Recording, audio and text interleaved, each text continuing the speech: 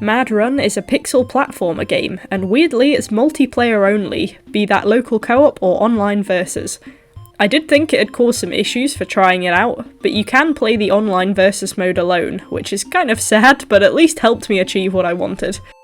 The Steam page says you can play with up to 7 different players at once, so you can have a pretty full race.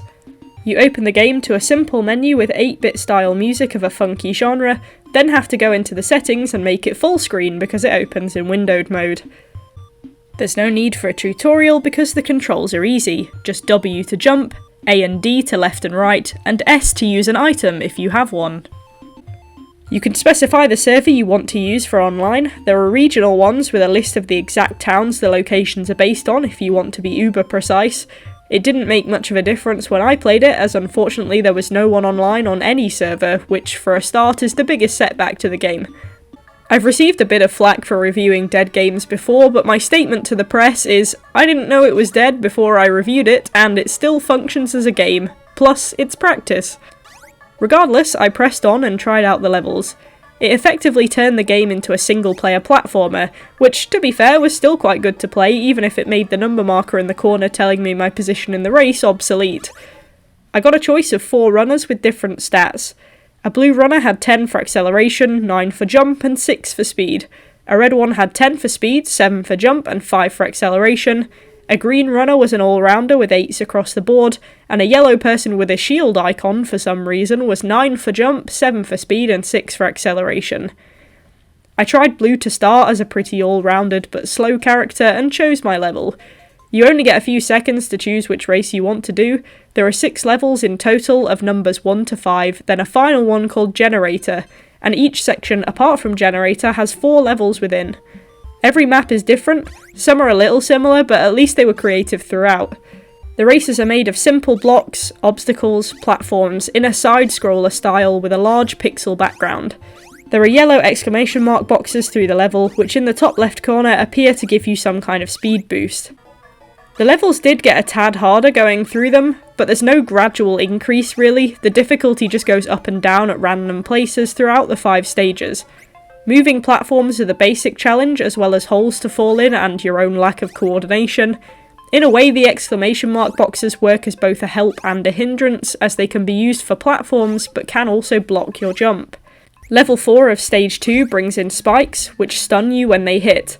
Level 3 of 3 brings in a 3-lane system where 1 lane is correct and the other 2 are wrong, and you don't know which is which, so if you get it wrong you have to repeat a section and try again until you get it right. Level 4 of Section 3 introduces cannons that shoot you and stun you. Level 1 of Section 4 introduces ghost bridges that appear and disappear at will. Level 3 of Section 4 brings in a sandstorm to blow you backwards, and 4 of 4 brings cars to run you down and stun you as well.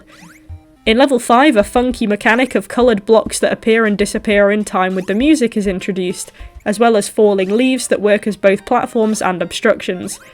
Crushers and directional conveyor belts are the big challenge in 5 Level 3, and finally in 5-4, the most annoying obstruction of all arrives to fly down out of nowhere, stun you mid-jump, and knock you off a platform. The generator level, or levels, as there seem to be more than one, appear to be random generated. However, there's a new design for one of them being clouds, and this introduces circular moving platforms as another painfully annoying obstacle. These levels also seem to be longer than the normal ones by quite a lot. This is normally alright, but you can't quit levels in the middle as the escape key doesn't work and neither does anything else, so normally you could wait for everyone to finish and just lose, but that wasn't an option for me. I got cloud levels twice out of the 3 times I tried generator, but the levels were different. On the second of 3 I got a forest level, again longer, and these ones don't have a progress bar at the top right to show you how much more of the pain you have to endure. The level designs are good. Despite the variations in runner capability, there are never any platforms unnecessarily unreachable for a player with low jump, for example. Though any player with slow acceleration like the red runner can be absolute agony on levels with small platforms, because your lateral control is a bit harder.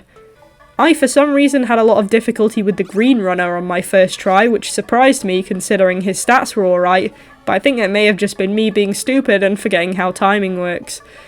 There is a minor issue in that sometimes the game doesn't recognise that you've jumped near the edge of a platform and you just fall off. Sometimes you can bunny hop pretty easily, and sometimes it just neglects to recognise that's what you're doing. Some platforms are slippier than the normal running surfaces as well for some reason. It doesn't disrupt gameplay too much, but I imagine if I were actually racing something other than my own attention span, it might be a bit annoying. There's another little thing with the colour choice. It adds a level of challenge, you could argue, but in some levels the obstacles are the same colour as the background or the level itself, so they're pretty hard to spot. So a little more contrast would have been helpful. To round the whole thing off, I then tried a real battle against my own motor functions by playing local co-op against my own right hand. This was still a learning experience, as I not only had to engage 6 fingers at the same time in an irregular sequence, but also saw side by side the difference between the player stats. My right hand got the red player and my left got the blue, and it made it very easy to see just how much faster that 10 speed looked against the 6 speed stat, and how much worse the 5 acceleration stat was against the 10 one. I tried a pretty tame level or two for this. In the levels with small platforms, the red would have been a setback, but on open ground he was pretty unbeatable. It also gave some awareness of what the exclamation mark boxes are actually meant to do. They provide items to attack other players with or defend yourself, kinda like Mario Kart. These range from lightning attacks, bombs that attack the first place player, single or repeat missiles, bombs to drop behind, shields, and a UFO. This may be why the boxes were confused during my single-player online versus mode run and were just giving me minimally effective speed arrows. I now also realise they could have been ineffective because you're supposed to press S to use items and I never did that. So yeah, I think that one's on me. And that's really the game in a nutshell. 22 levels, multiplayer only, or, if you want, sad and alone single player in online versus mode, with various challenges. The level art is simple but effective for the most part, with the only flaw being colour contrast in places. The music is all Beat Boot Robot 8-bit, so if you hate that then it might be best turning it down, but most of it is jazzy and changes with each level. Oddly, the Generator Cloud level is the only one that doesn't have a pixel art background. Don't know why I noticed that, but hey. And there are sound effects for every jump and a sad little tone down as you fall to spice it up a bit. The levels are all differentiated with creative challenges and designs, so there's never a feeling of monotony, and really it's just a simple race game or single player platformer. Sadly the online presence is pretty null and void, but there's nothing to say you couldn't play with friends, and from looking at the Steam page, the reviews for Play with Friends are pretty good.